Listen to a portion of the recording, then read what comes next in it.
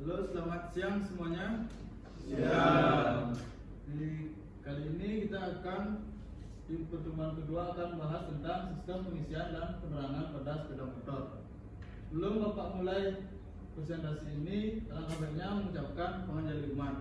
Om Swastiastu. Om Swastiastu.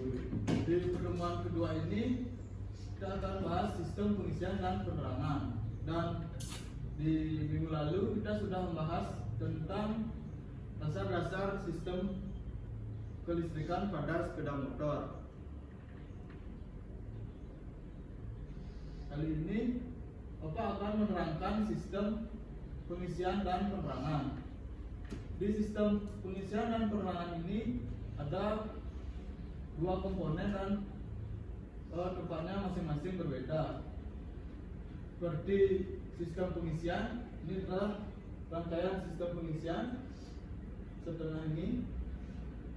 Yang di bagian kiri ini ada sistem penerangan, dan jalurnya juga sama dari sistem pengisian. Yang terpenting adalah kita akan mempelajari pengisian yang bersangkutan dengan penerangan. Yang pertama itu ada yang namanya alternator. Alternator ini berfungsi sebagai membawakan arus menuju regulator rectifier atau kiprok yang ini. Dan dari itu ada yang dari regulator, ada dua kabel, yang satu menuju ground atau massa, yang kedua ada menuju ke script, terus menuju ke baterai untuk pengisian baterai. Terus di negatif baterai ada juga berjalan ke ground massa atau ke body. Yang kabel dari alternator ini akan mengarah yang satu ke regulator, yang satunya ini akan mengarah ke regulator, terus diarahkan juga menuju saklar lampu pada penerangan sepeda motor. Terus setelah itu dari saklar lampu akan dibagi menjadi ke saklar dim, saklar rating, dan lain sebagainya. Terus dari saklar tersebut akan mengarah ke lampu-lampu. Dan kali ini akan Bapak jelaskan tentang sistem pengisian. Di sistem pengisian berfungsi sebagai pendukung fungsi material. Fungsi baterai pada sepeda motor adalah untuk mensuplai kebutuhan listrik pada komponen-komponen sistem kelistrikan sepeda motor seperti starter, lampu-lampu, dan sistem kelistrikan lainnya. Satu hal yang perlu diingat adalah kapasitas baterai yang sangat terbatas, sehingga tidak akan dapat mensuplai kebutuhan tenaga listrik secara terus-menerus. Baterai harus terisi penuh agar dapat mensuplai kebutuhan listrik setiap waktu dan diperlukan oleh sistem kelistrikan pada sepeda motor tersebut. Untuk itu, pada sepeda motor diperlukan sistem pengisian yang memproduksi tenaga listrik untuk mengisi kembali baterai sekaligus mendukung kinerja baterai, mensuplai kebutuhan listrik ke sistem yang membutuhkan pada saat sepeda motor dihidupkan.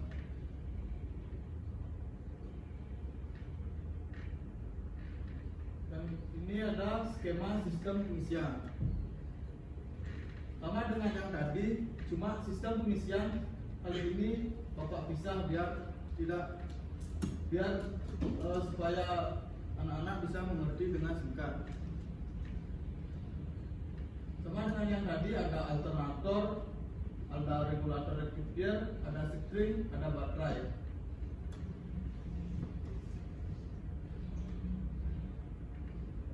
Komponen sistem pengisian sepeda motor.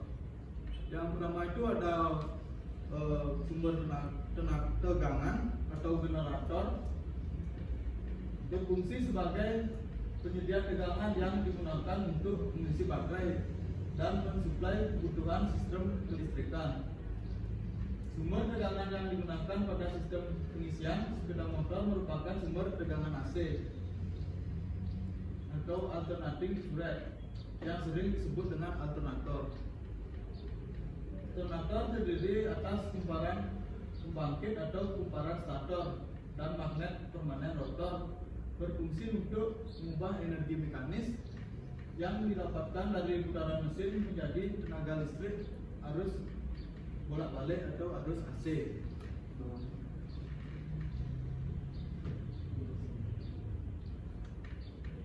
Yang kedua ada baterai. Baterai merupakan penyimpanan sistem pengisian yang dihasilkan oleh sistem pengisian. Energi listrik diubah ke dalam bentuk energi kimia. Baterai juga berfungsi sebagai penyedia tenaga listrik sementara dalam bentuk tegangan DC yang diperlukan oleh sistem-sistem kelistrikan pada sepeda motor.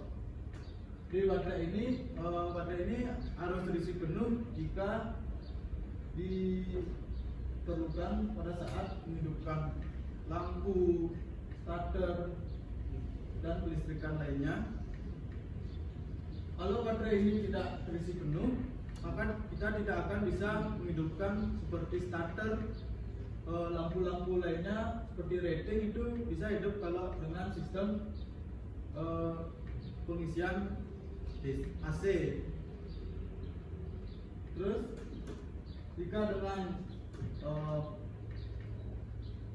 dengan yang berbentuk DC, kita tidak akan bisa menghidupkan lampu karena sumber dari arus ke lampu itu dihasilkan dari aki. Yang ketiga ada regulator atau kiprok, merupakan serangkaian komponen elektrik. Fungsi utama dari rectifier adalah sebagai penyaraf arus bolak-balik yang dihasilkan alternator menjadi arus searah. Pada sistem pengisian sepeda motor, rectifier juga berfungsi sebagai pengatur atau pembatas regulator arus dan tegangan pengisian yang masuk ke baterai maupun ke lampu-lampu pada saat tegangan baterai sudah penuh maupun putaran tinggi. Itulah dari fungsi regulator atau kiprok.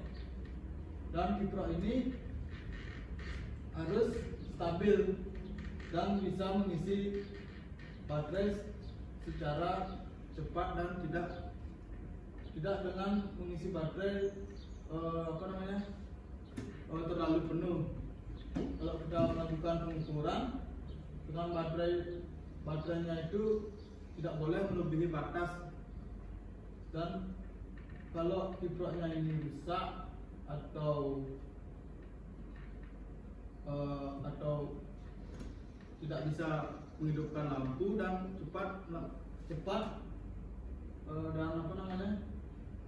membuat putus lampu dan sistem kelistrikan lainnya akan tidak normal, karena baterai akan cepat habis jika regulator atau kiprok ini rusak dan tidak normal. Yang keempat ada sekring. Fungsi dari sekring adalah sebagai pengaman sistem kelistrikan dan jika adanya konsleting.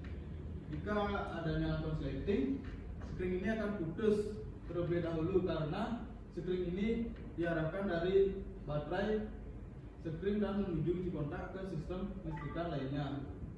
Jika adanya konsleting seperti kabel yang terbakar dan lain sebagainya, sekring ini akan putus terlebih dahulu.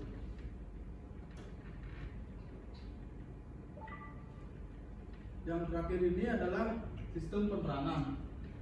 Sistem penerangan berfungsi sebagai penerangan utama sepeda motor pada saat beroperasi pada malam hari atau pada saat melalui jalan yang gelap. Sistem penerangan sepeda motor dibagi menjadi dua, yaitu sistem penerangan tipe AC dan sistem penerangan tipe DC. Sumber tegangan didapat dari alternator pada sistem penerangan AC, sehingga arus yang digunakan merupakan arus bolak-balik atau arus AC.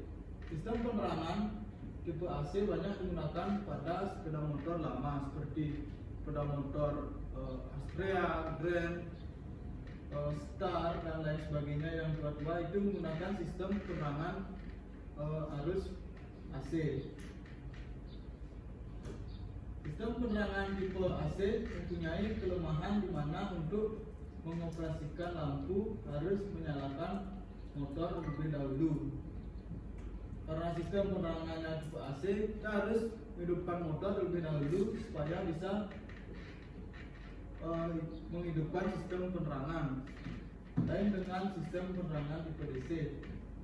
Sistem penerangan tipe AC ini lampunya agak kurang stabil karena dia menggunakan seperti pengaruh dengan putaran RPM seperti itu. Karena semakin kita putaran RPM-nya semakin tinggi, lampu akan semakin terang. Dan jika putaran RPM semakin rendah, lampu akan semakin redup dan mengakibatkan lampu itu kurang stabil jika kita menggunakan dengan sistem penerangan tipe AC. Lanjut ke nomor 2, sistem penerangan tipe DC. Sumber tegangan diperoleh dari tegangan baterai yang disuplai oleh sistem pengisian, sehingga arus yang digunakan merupakan arus searah atau DC. Keuntungan dari sistem penerangan tipe DC, lampu penerangan dapat dioperasikan dalam motor keadaan mati. Jika kunci kontak di-on-kan, lampu penerangan tipe DC ini akan bisa menyala seperti lampu LED motor-motor baru kali ini. Dan sistem penerangan tipe DC ini tidak tergantung dengan putaran mesin atau putaran RPM seperti sistem penerangan tipe AC ini. Lampu sistem penerangan tipe DC ini akan lebih stabil dibandingkan dengan sistem penerangan tipe AC. Apakah ada yang ingin bertanya dengan materi yang Bapak jelaskan kali ini?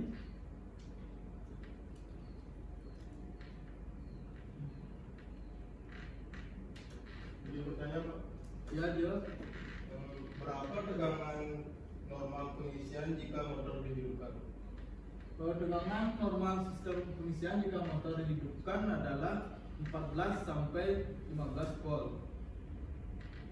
Jika lebih dari itu, sistem pengisian tidak akan normal.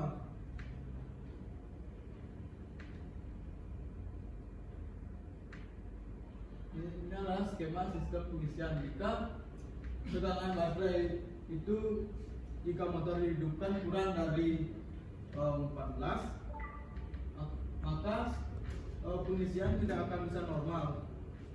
Kalau melebihi juga sampai ke 15,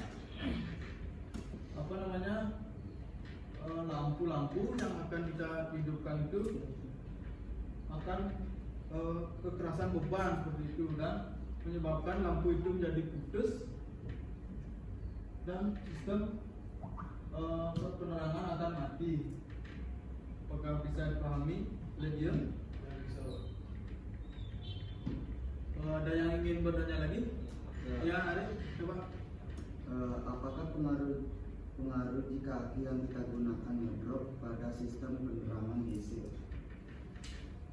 Nah, pertanyaan yang cukup bagus untuk Arif.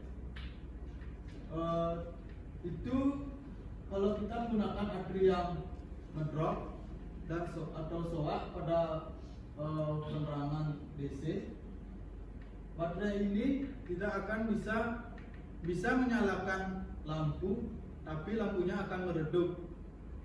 Kalau dengan menggunakan seperti lampu LED itu menggunakan sistem penerangan yang DC, baterai akan tidak bisa mengisi penuh dengan memberi arus ke ke lampu LED tersebut.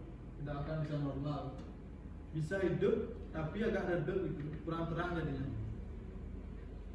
Dan Oleh sebab itu baterai ini harus terisi dengan normal dan sering-sering untuk mengecek baterai supaya kelistrikan penerangan sistem DC ini tidak melalui gangguan untuk di penerangan tersebut. Bisa dimengerti? Bisa.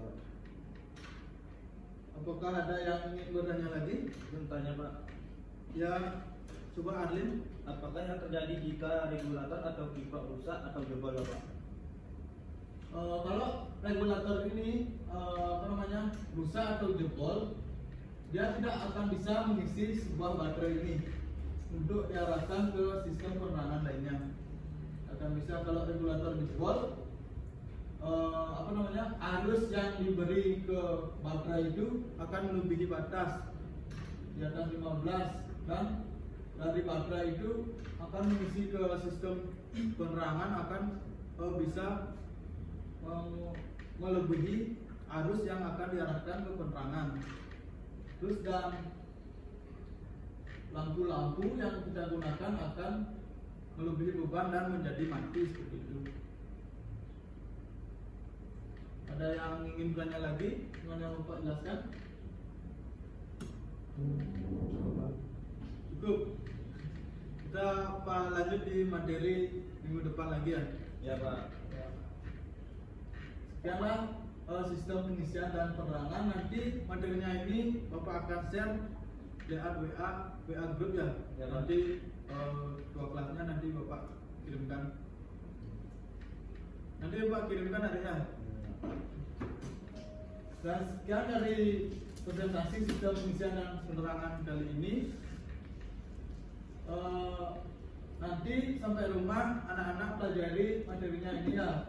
Mungkin akan Bapak lihatkan untuk UTS pada lagi 2 minggu yang akan datang ini, seperti sistem pengisian dan penerangan ini dan dasar-dasar yang minggu lalu kita pelajari. Sekian dari presentasi ini, Bapak tutup dengan Pramu Santi. Om Santi, Santi, Santi. Baik.